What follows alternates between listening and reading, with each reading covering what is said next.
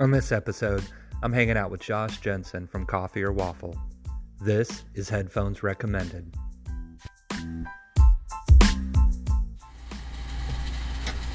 Episode number 3. Michael Shipley here with Headphones Recommended. I am in the food truck right now with Josh Jensen of Coffee or Waffle. Josh, thanks for coming on. I appreciate the opportunity, Michael. Yeah, and so the Coffee or Waffle is a relatively new truck. It is. Right? When did it come in? So we parked here July 17th of 2019. So we just hit 6 months. 6 months, Mm-hmm. right? Awesome. Yeah. And so where were you before Coffee or Waffle? So still grew up here in town of Astoria. I grew up here a little over 20 years now. Graduated Astoria High School 2011. Left, came back. I've worked a bunch of different jobs. Most of my background has actually been in coffee. When I came back from one of my endeavors outside of the state of Oregon, I actually came back and worked for a company called Dutch Brothers. I worked there roughly about 4 years. 3 of those years here in Astoria. And then I moved down to the Bend, Oregon area.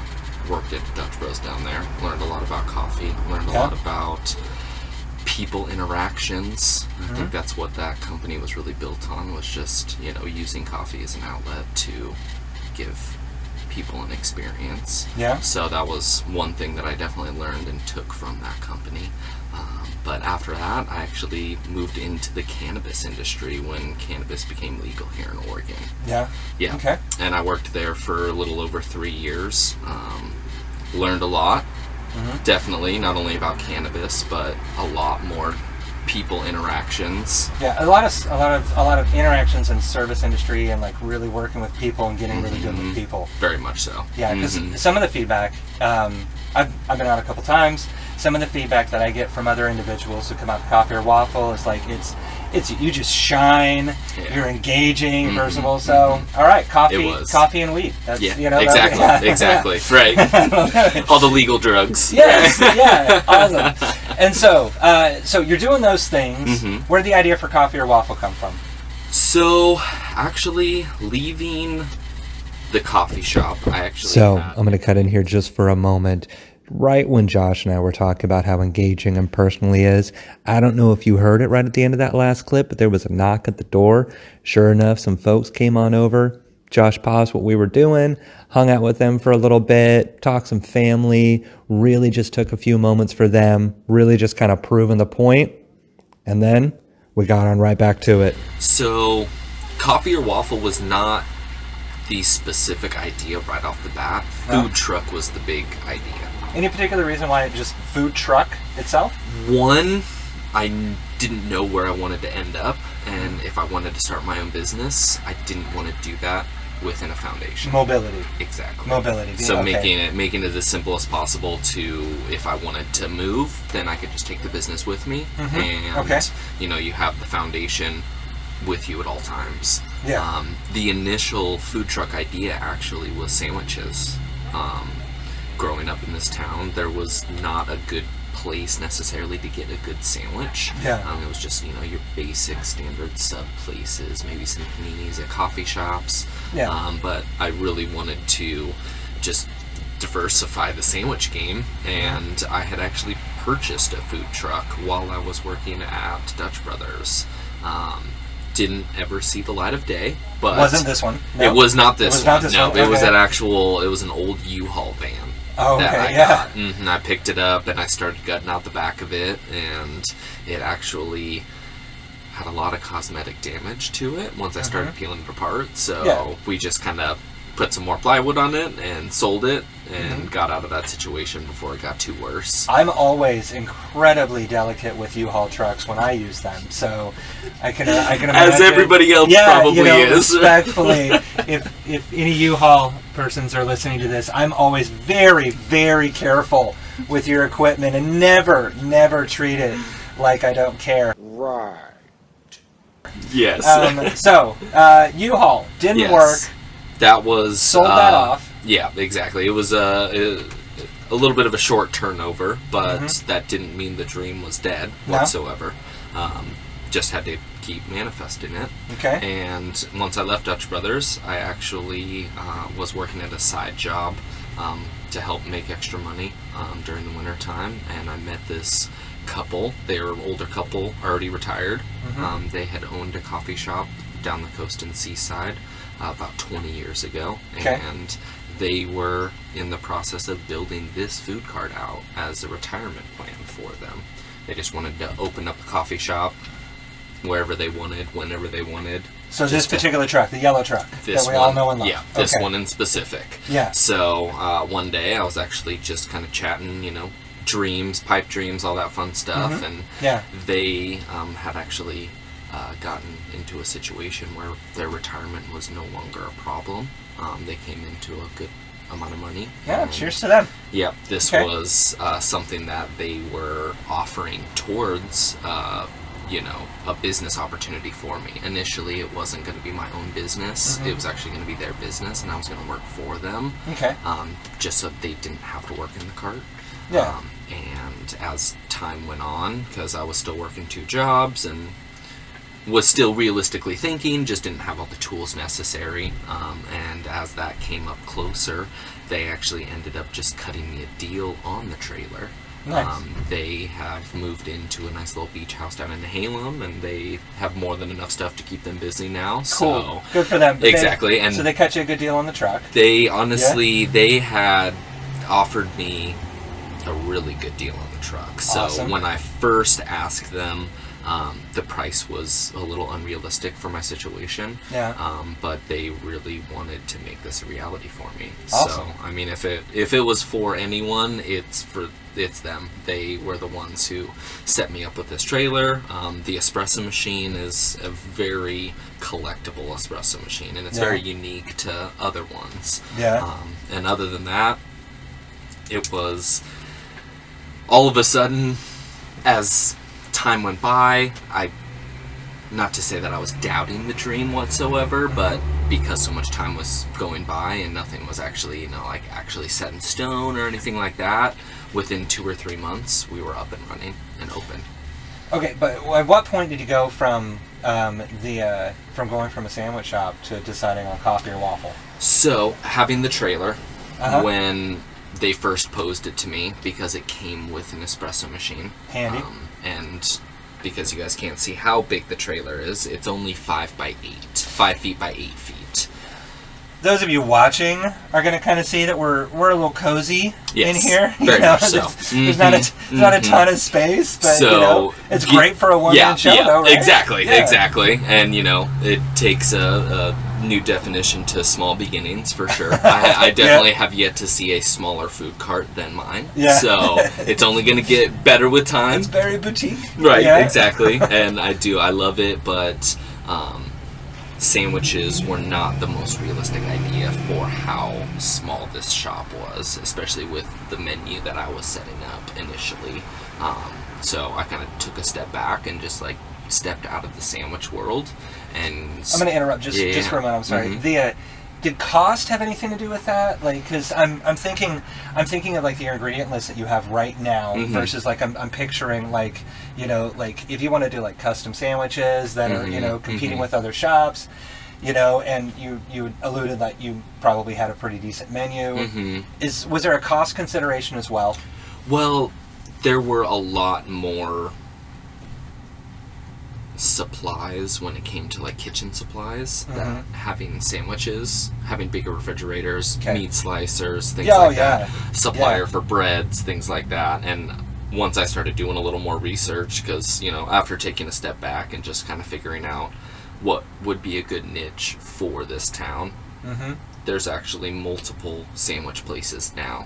Yeah. Between when I first started this idea versus when it was actually becoming a reality. Yeah. So I took a step back and I just kind of thought, sandwiches isn't going to be my main game, but that doesn't mean, that's necessarily a closed door later Yeah. on in the future. Okay. But I was actually doing a little looking through, I want to say it was probably Craigslist or Facebook Market, something along those lines. And waffle maker actually spoke to me. Yeah. I mean, I hadn't touched waffles since I was a kid. Never was something that even crossed my mind to pair with coffee, but Yeah. coffee is a morning thing, and waffles is a morning, Traditionally. afternoon, Yeah. night. I was going to say waffles can be at any point in the day, but Yeah, I mean, they're like, traditionally a breakfast. And yeah, and we'll get to this because like you have like savory items on there Exactly, that are great exactly. for lunch. Mhm. I've got my favorite. And you're also open late at night, and so yeah, Exactly. you're proving that waffles are all the time. all the time. So Mhm. waffles come to you. You decide Yeah. you're going to do a waffle, Mhm. right? And then what were those steps that you needed to? Oh, you know what? Let's pause right there and let's talk about something else. At this point in the game, Mhm. right? You've got your trailer, you've got Mhm. your dream, you've got your plan. You know that you're going to do coffee. You know that you're going to do waffle. How many people around you were like, "Are you sure? Like, is this a good idea?" You know, Like, how many did you experience any naysayers? I was definitely getting some naysayers, Mm-hmm. and the biggest one was We don't have to name names. but- another coffee shop. Oh, It was okay, yeah. and obviously me growing up in this town, it's a small town. Uh-huh. There's a lot of coffee shops already. Yeah. As there are a lot of breweries, Uh-huh. things like that. So Yeah. where there is people, there's a demand, and Mm-hmm. I definitely see a huge demand for coffee.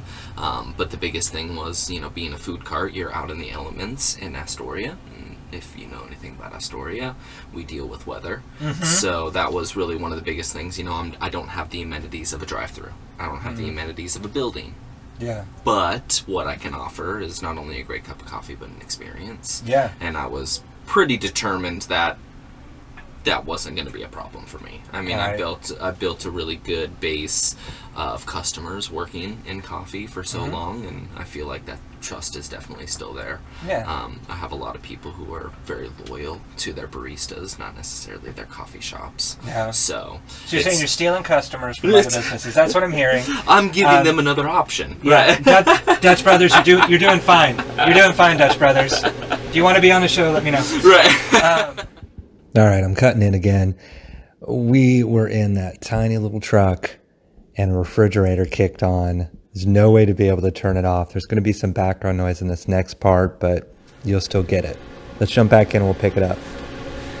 Okay, so you're telling me there were some individuals that are around you, some naysayers, right? Some individuals that were thinking that maybe this isn't the best idea, but you trusted yourself. Mhm. Like you had a plan, you had a goal, and you believed in yourself. How important do you think that is for individuals who want to start their own business or want to start whether it's a food truck or a coffee shop or any other dream? I'll tell you, it's necessary. If you really want to do something that you love, you're gonna have to deal with a few hardships on the way. Mm-hmm. Especially here with the food cart. I mean, it was definitely no easy route to get it open. I had a lot of paperwork. I had the city to talk to. I had the county to talk to. Sometimes they had conflicting knowledge. I also had to find somewhere to park it, somewhere that was beneficial for me. Because at that point you don't even have anywhere. Exactly. Anywhere for it to be able to go. Mhm. How long do you think that process took? So that took me about 3.5 months until I got the approval. Yeah. Now, just because I got the approval didn't necessarily mean I could park it somewhere. Yeah. Having to actually line up with a landlord, get Mhm. everything rocking and rolling on that end Yeah. too is all part of the process. But being a food cart, I mean, there's pros and cons to it. You do get to be mobile, but with that, you definitely have to take into account that, the place that you're parking it has to be for what you are selling. You know, I could have the greatest coffee in the world, but if nobody is driving past my cart, then there's not going to be anybody coming to get coffee. So I really lucked out, and I found a really good spot in the center of downtown Astoria, and it's right across from City Hall. So I now don't even have a reason to bribe them because I'm already open for business. But So Josh here is not recommending that you attempt to bribe government officials in order to be able to get your truck open. Of course he's not saying that. Awesome. So we're going to take a quick break, and then when we come back, I want to hear a little bit more about what's the experience, turning the lights on first time, opening the window the first time, and really bringing, what was the customer experience like, and what was that like? So stay tuned. We will be right back.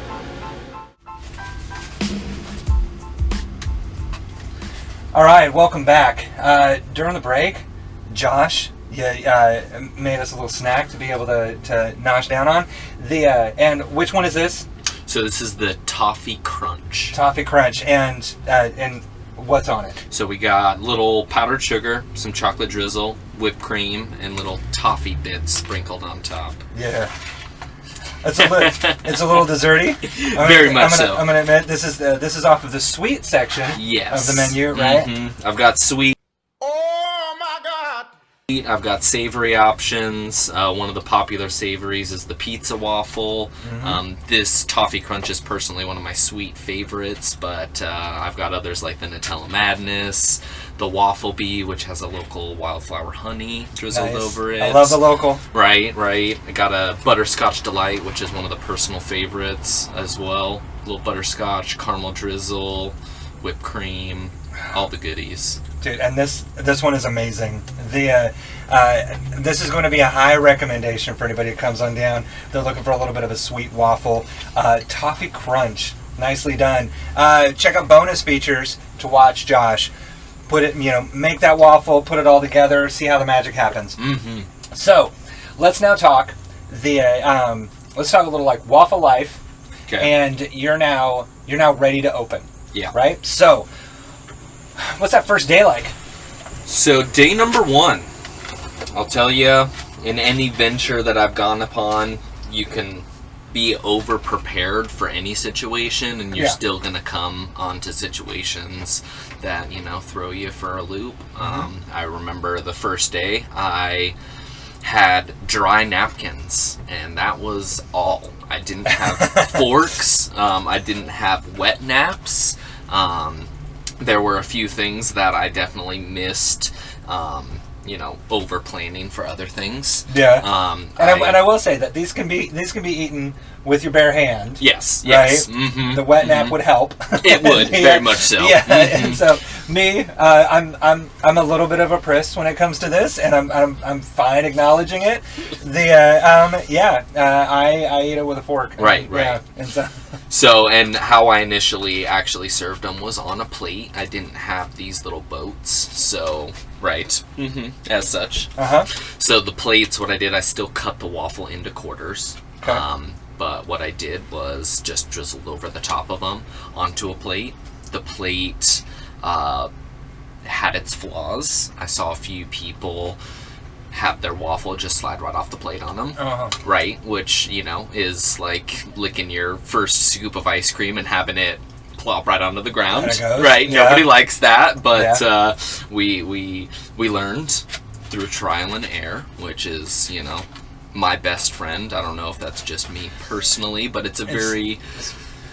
It is the greatest teacher. Yes, exactly. Exactly. Okay, so for anybody who's thinking about starting a new venture, for anybody who's thinking about doing anything, for stepping out to get anything different, or to capture a dream, plan on failing. Plan on failing a couple times. Plan on struggling. Plan on having those moments, and be okay with it as it's part of the process, right? It's how we evolve. It's how we become better. Sometimes you bust your ass to be able to make a dream happen, and you work for months, and you finally get it all happen, and then you forget the fucking forks. Exactly. So, nobody's perfect, and I'm no exception to that rule. No. But day 1 got us to day 2, which has got us to now. So, there's definitely been a lot of changes since. I mean, when I first opened, I was just mornings. I've evolved into opening Friday, Saturday nights now.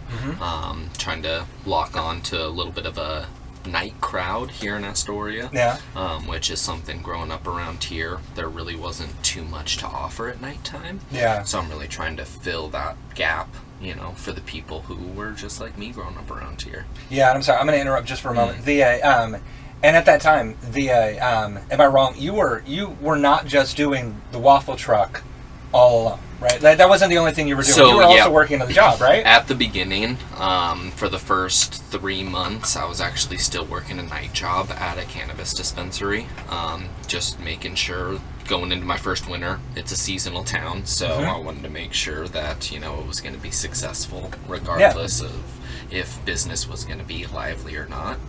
Being a food cart in a rainy town, I had my ideas of what was going to happen, Uh-huh. but I mean, the summer's pretty nice. Exactly. Summer's pretty nice. Mhm. There's population, can almost double. It feels like Double, triple on good days. Yeah, Mhm. we get Astoria is a port for cruise ships.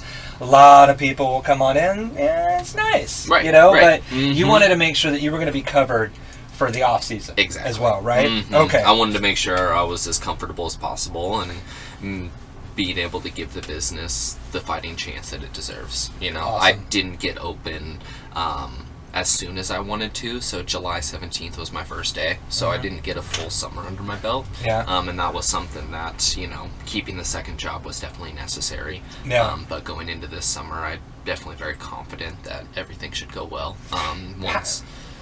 Once I gave up, my second job is actually when I started doing nights. Yeah. It was a little bit of a risk, but it was a risk that has greatly paid off. How did you know that you were ready to leave your other employment? Because that's a safety net, right? Very much so. There's a lot of folks right now that their dream and that they're working towards is their it's their side hustle, or it's that extra thing that they're doing. It's it's the after hours. It's on the on the other ends of their 9 to 5. That's actually like making sure that they're paying their bills and doing their shit. At what point did you know? Yeah, I'm ready to step away. And I'm ready to just, to be the mad waffler, right? Not, 100%. Yeah. So there was actually a good conversation I had with a buddy of mine. He's a very realistic individual, so he's great to go to for advice. Not that I always love the answers, but I was talking about it with him, and I told him, I had very specific standards. I was going to work that second job until I had exactly enough to ensure that my bills were going to be paid through the winter time. There was a lot of, how would you say, there was a lot of uncertainty still when I did quit, but I was very confident. And when I decided to do it, that I was going to quit my second job was when I was here prepping one night, and that buddy had stopped by. He knew I was down here, and right after that, I had actually gotten 3 different groups of people coming in asking for waffles that night, and it was an idea that I hadn't even exercised whatsoever. I didn't even think, me being a coffee shop, my immediate intention was to be morning. Yeah. I'm serving coffee, I need to be here in the morning. Didn't even think of the possibilities of a night food cart. You're talking about turning it, instead of just a morning, it's like splitting it. Exactly. Running, morning into early afternoon, and then running later at night. And later at night, that's 7 to midnight? So yeah, I reopen 7 p.m. on Fridays and Saturdays, and I stay open until midnight or later, depending on how business is. And I've been getting a lot of the bar crowd. I've been getting a lot of people who would love to support me, but my hours in the morning doesn't allow them to. They're either at work already, and they're not off work by the time I close. So there was a lot of people that definitely wanted to come try the business, but my hours, being a one-man band right now, I can only stretch myself so far. So, and speaking of, when do you open in the morning? What are your hours in the morning? I open 7 a.m. to 2 p.m. So, I'm just going to ask. I'm assuming that others are thinking the same thing. When the fuck do you sleep? You get up in small brackets here and there. Right? Yeah. I'll tell you. Are you proving the theory of the young man's game? Is that what this is? We're on that borderline right now. How strong is this coffee? Yeah. Luckily, I have the espresso machine at hand at all times, so that is definitely a key tool in the sleepless nights. But at the end of the day, I have dedicated myself to the service of people, and if that means there's maybe 1 or 2 nights that I don't get the full 8 hours, that's what naps are for. So but on some real shit, the is how important would you say? Because I know, like, I can speak for myself. I'm sure that I can speak for others. That when I get into something, I get into it hard. Like, it's all I want to do, right? How important have you found it to make sure that you're taking time for yourself and that you're taking care of yourself and that you still have, like, at least, like, a little bit of self-care time for yourself as opposed to just, nonstop, all the time, sixth gear, mad waffler. Definitely. And, we could go into much more stories into other jobs in the past that I've had, but 100% is all I give. And anybody I've worked for could say that very confidently. Yeah. But how important is it to make sure that you're taking care of yourself? Yeah, on your off time. I mean, that's crucial. And honestly, I've dealt with those situations before in the past, and luckily learned my lesson, but it was the hard way a few different times. But giving yourself you time is what is going to keep you working harder when you're actually inside the skill that you want to develop. Because you got to rest up to be able to put all that energy into your passion. Exactly. Yes. Awesome. So, you've been open 6 months, right? You're doing this 100%. This is it, right? You're right. You're adjusting your times to make sure that you're meeting needs and that the business is supporting So, what's the future look like for Coffee or Waffle? So the future is already on its way. I have a second trailer that I'm building out here soon. Yeah. It should be open hopefully by the time summertime rolls around this year. Nice. So that one is going to give me the opportunity to be more mobile. Having a spot in the middle of downtown is really awesome, and having a mobile food unit is awesome, but I don't necessarily want to move my one mobile food unit away from the customers that I've built here downtown in order to expand the business at events and things like that. So you're planning on expanding staff? Like, are you going to man both of those, or are you expanding and hiring somebody else as well? Yeah, so once the second trailer comes, it's going to strictly be an event cart. So I'm just going to be wheeling it out to, local events, maybe concerts, venues, things like that. So anytime that I will have to do that, I'm most likely going to have somebody hold the fort down at my trailer in downtown, and then I would go to the event where needed. Yeah. And that's going to be the step 2, I guess, of expansion. There's a lot of dreams that I have for it. My end goal one day is to have a cafe, have an actual foundation building downtown.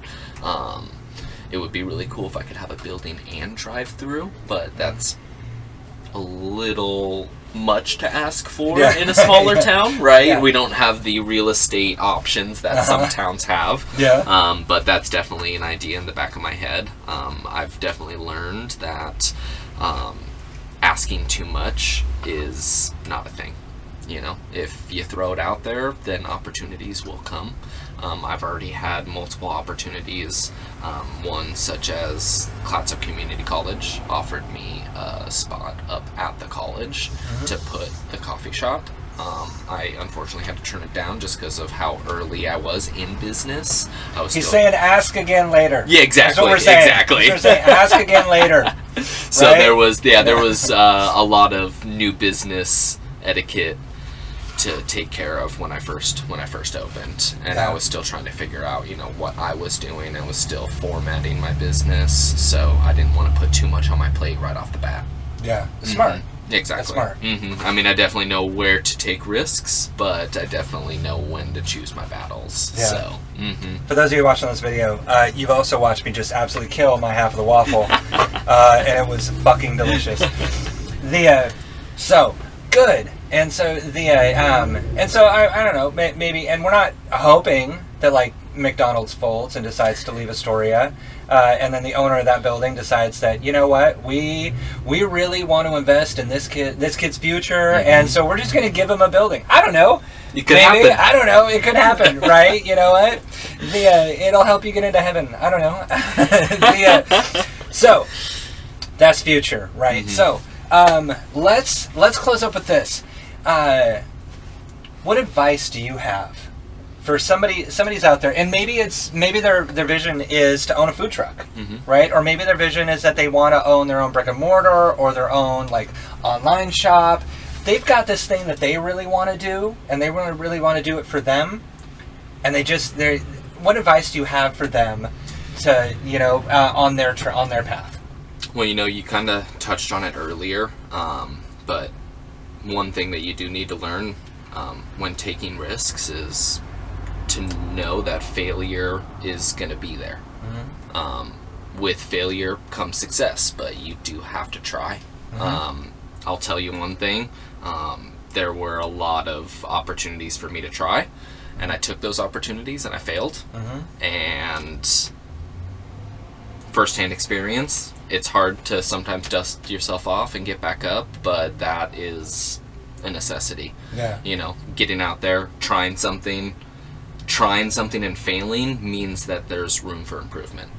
And that's the biggest thing, is just always keep improving, and you have to fail in order to grow and to succeed. So, and I know so often, like, people, they'll hear this advice and they'll get this advice like, no, when you fail, it's a learning experience, and you gain from it and you grow from it. And I know that it's shared so often that it's easy to just kind of breeze on by. But that first time that you put yourself out there and you really give it your all on something and it just doesn't work out, that's not the end. No. That's not the end. Exactly. Right? That's just step one out of, who knows how many steps. Yeah. But you're not going to get to step 400 without taking the first one or two at that. So, and step 45 could be a failure, but that's not going to get you to step 46. No. So... Yeah, it is. It's a constant battle, and I urge you. I mean, it took me 5 years to finally open a food cart. Oh, so this didn't just happen overnight. Nope. You weren't just like, you know what? It took 2 jobs at a time. It took 3 jobs at a time. It took 3 jobs without even having a food cart to even think of. So it's definitely something that it's going to take some time. Things don't happen overnight. But if you don't start failing now, then you'll never get to where you want to be. In a life of success. So. Awesome. Josh, this has been an absolute pleasure, man. I am so glad that we got to do this. That waffle was fucking delicious. Again, that is the number 6, the Toffee Crunch. I would highly recommend you come on down and give it a shot.